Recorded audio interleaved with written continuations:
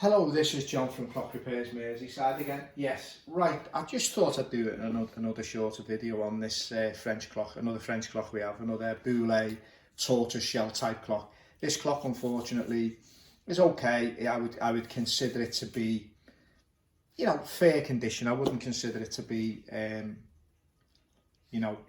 excellent condition, in showroom condition, not showroom, in museum condition.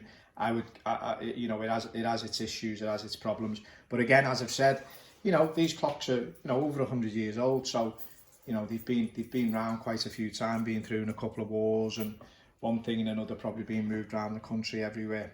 Anyway, again, it's a French clock. I would think it's Jappy Ferrers. The reason I can't be certain about that is that someone at some point has polished the back plate on the movement with a buffer, and they've went a bit mad with it.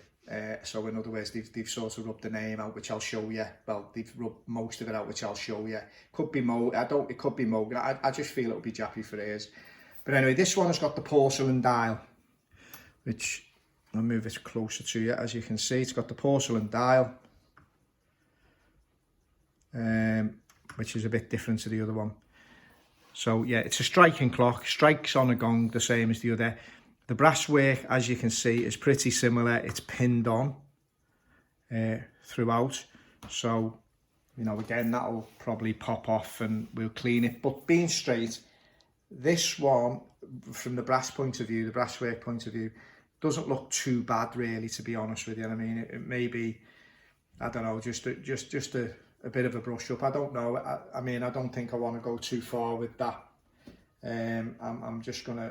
As I said in my last video, I like to keep them looking like an antique clock. I don't want them to, to look like they've been, fiddled about with too much and, they've been tarted up. We don't want that. We want them to be as honest as they can be. And as I say, we always try to use older methods if we can to get anything done. Not always possible, but if we can.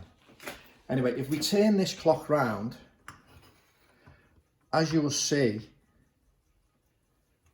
there's a fair amount of discoloration on, the shell, if you like.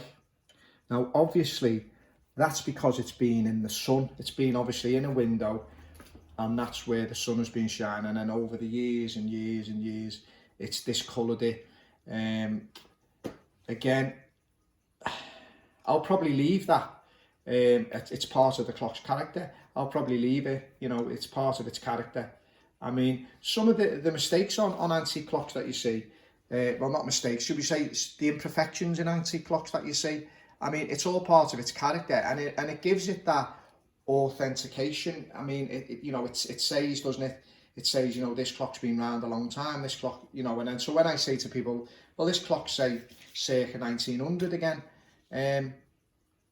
that's going to fit in. I mean, you're going to have, imperfections throughout the case, throughout the clock, that, that's going to line up with what I'm saying, and that's the way it should be. I mean, again, as I've said, if I go to an auction and I see clocks that are totally, someone's tarted them up, I won't be buying them. No way on this earth.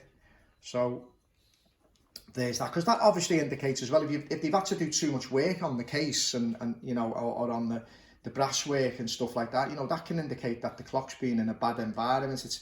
It's been knocked about. It hasn't been cared for. It's just been, it's just been left and to sort of, in the corner somewhere, uncared for, unloved. I mean, I want our clocks to be, and I will pick our clocks. I won't randomly just buy them, and I'll work it out. I'll think it through, and that's the way I particularly buy clocks. As you will see as our videos progress, some of the stuff, as we're going to do some restoration on some of my own stuff, you'll see what we do and and how we take care of these clocks so that they're going to work for another couple of 100 years. But anyway, getting back to our French clock. So yeah, as you can see, very much the same as the other one. On this particular case, the movement is mounted in with these two screws here. So quite an easy situation on this particular one. It is very, very clean, the movement, But obviously, as I said to you before, someone's went a bit crazy with the polishing machine, and they've sort of half rubbed out the maker's stamp, should we say, the maker's mark. So, you know, a bit disappointing, to be honest with you, on that. Bit disappointed. But yeah, if we turn it round, pretty bit of dust on it there. Little bit of damage to your shell here. But, you know, overall, not too bad. Not too bad. I mean, you know, it's perfectly sellable. You can be happy selling it. There's no problem. As I say, again, we just point out to people, we say, you know, this clock, it's got this, got that. You know, we've done this, we've done that, we've done the other. That's pretty much it. That's pretty much it. Give them a bit of paperwork, bit of history. As I say, all this thing's going to be set up. It's probably going to take us, we're probably 12 months away from it, to be honest with you. But, you know, if you set it up, I mean, our repairs and our restoration workshops are very, very successful. So, you know, we want everything we do the same. We're going to be selling some pocket watches and repairing some of the better pocket watches. Yeah, you know. So that's the thing about pocket watches. I think they're even more difficult to get parts for than clocks, to be fair. But anyway, seems to be that many of them around, but none of the parts are right. But that's it. But anyway, so that's our other French clock we have. And I'm going to do a couple, I think I'm going to do a couple more videos on a couple of other bits we've got. And I'm just going to sort of give a brief idea of what they are and what to point out. This clock, exactly the same setup procedure as the other one. There's nothing different. They just set up the same. They're all pretty much the same. They're all pretty much from a similar stable. Nothing to write home about, nothing to watch. The pendulum, same sort of thing. Obviously, to adjust your time on your pendulum, you can adjust this screw. You also have a thing at the top of there, which it's usually on the other end of your key, you know, to things. So it's a brocket adjustment on your movement, and what it actually does is it sort of pinches the top of the suspension spring and sort of lifts it slightly or moves it. I mean, looking at them, I mean, yeah, sort of, to be honest with you, I don't know whether it's a great idea, but anyway, that's where you're at with that.